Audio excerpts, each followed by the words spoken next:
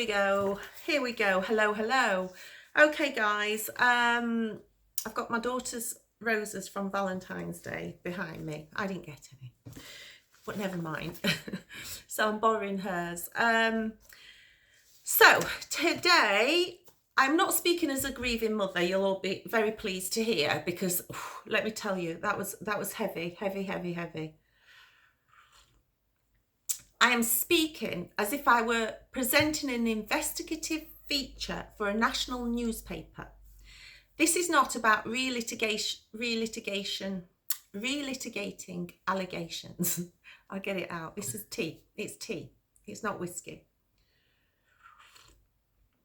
It is about examining outcomes and asking why long-term relational consequences are not measured. The title of this article, hypothetical national newspaper article, is 16 Years Without My Daughter. The outcomes family courts do not measure. For 6 years, my daughter lived with me as a primary attachment figure. It was not an occasional contact parent. It was the parent who woke her, fed her, comforted her, put her to bed. By the age of 6, attachment is not theoretical. It is biologically embedded. Then proceedings escalated. Within months, ordinary parenting became supervised contact. Then it became no contact. 12 weeks after residence changed, I saw her in public. A non-molestation order prohibited direct or indirect contact. I spoke to her. I was arrested, charged, found guilty, remanded in custody, and later sentenced to 3 years imprisonment, later reduced to 2 years 9 months after appealing the length of the sentence. And 3 High Court judges, this is not in my article, I'm just explaining, 3 appeal judges decided that it was too long. It was my first experience of the criminal courts. Yeah, it was. 16 years have now passed, and there is no national data set recording how often outcomes like this occur. What the law measures and what it doesn't. Private law children cases operate under the Children Act 1989. The Ministry of Justice publishes number of cases issued, number of orders made, average duration. It does not publish how many children permanently lose contact with one parent after fact-finding hearings. How many Section 9114 orders result in long-term estrangement? How many supervised contact arrangements extend beyond 5 or 10 years? How many parent-child relationships are never restored? The system measures case flow. It does not measure relational consequence. If a 6-year primary attachment is severed and never resumes, that outcome is not tracked nationally. It is recorded as an order, not as a lifelong separation. Chapter 2, Civil Findings, Criminal Consequences. Family courts apply the civil standard balance of probabilities. I've explained about this in my other podcasts. Criminal courts apply the criminal standard beyond reasonable doubt. In my case, civil findings formed part of the context referenced during sentencing for breach of an order. 2 legally distinct systems converged in consequence. There is no published national data showing how often private law disputes escalate into custodial sentences. There is no analysis of how frequently imprisonment cements permanent estrangement. The law treats breach as an offence against an order. The human consequence can be the end of a relationship. Chapter 3, Section 91.14. When litigation ends, a Section 91.14 order restricts a parent from making further applications without permission.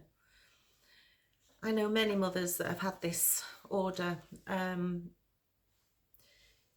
If this resonates with you that's watching this, can you please put a message in the messages underneath this podcast. I am going to get my form out as well. I've said that I've got a form for everybody to fill in. I'll just maybe wait for the channel just to get a little bit bigger before I put that form out. So a section, we're talking about Section 91.14.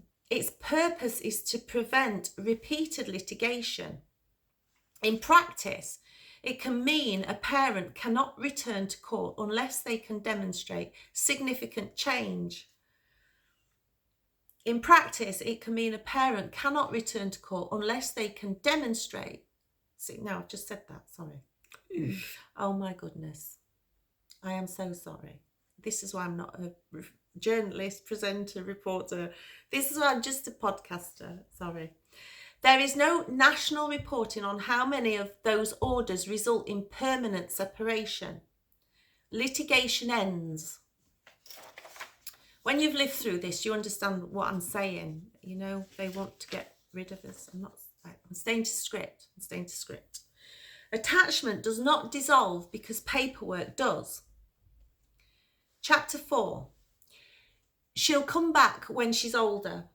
People often say, she'll come back when she's 16. Wait until she's 18. She'll find you at 21.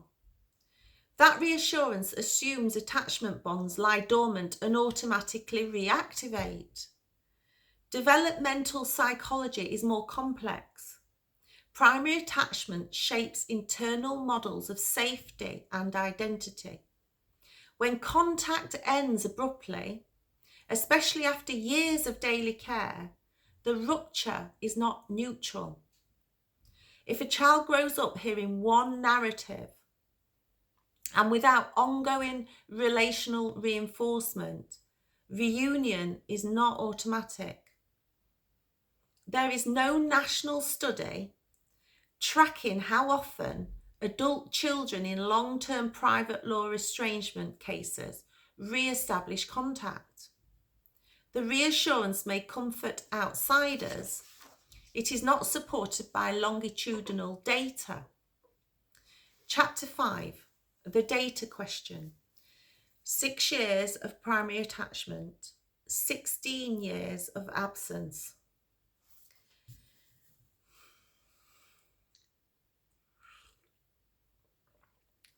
No national record of how often that happens. In other areas of public intervention, reoffending is measured. Educational attainment is measured. Health outcomes are measured. Family courts determine where children live and who disappears from their daily lives. Long-term relational outcomes are not measured. If permanent estrangement following contested proceedings is rare, transparency would confirm it. If it is not rare, transparency would reveal it. Without measurement, the public cannot evaluate impact. Without data, reassurance is not accountability. So, in closing, after my hypothetical national newspaper article that took me quite a long time to prepare, you won't know how long these podcasts actually take to prepare. Family courts decide at fixed points in time. Attachment unfolds across decades. If a 6-year primary bond can be severed within months of litigation and remain severed for 16 years, that outcome is not incidental. It is structural. And structural outcomes should be measured. So thank you for listening. I hope it all made sense. Maybe you need to listen to it a couple of times, you know, just to get into the swing of what I'm saying. Yeah, this is what I think the journalists need to be going down. In fact, Hannah Summers did say about the redress of when a child hasn't seen his mother for 6 years in the recent article that she did. So I think I need to take it further, and we need this all measuring, and let's see what the results say. Anyway, Yorkshire tea. My little podcast is over, and I'm going to film my next one. I hope you are enjoying my podcasts, because through personal experience and investigation, in my deep dive investigation, I think I'm uncovering quite a lot, and I think a lot of these mothers that I'm seeing leaving messages on my podcasts hopefully will start to understand about the structure of the family courts. And yeah, so anyway, I'm really happy how it's growing, absolutely delighted, and thank you for supporting me, and thank you for subscribing, pressing the like button, and pressing the like button, subscribing, and sharing. It's only 3 things I need to remember. But if you knew what kind of day I'd had today, I've like lots of different hats today. So anyway, good evening. Have a good evening, everybody.